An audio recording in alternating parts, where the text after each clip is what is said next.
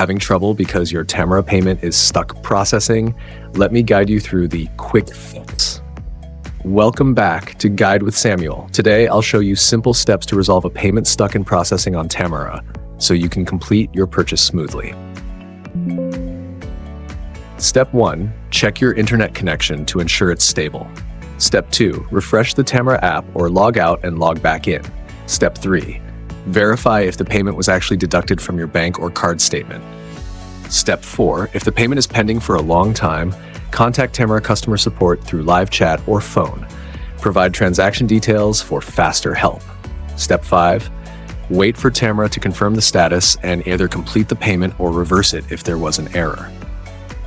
Quick tip: always keep your payment method updated to avoid processing delays.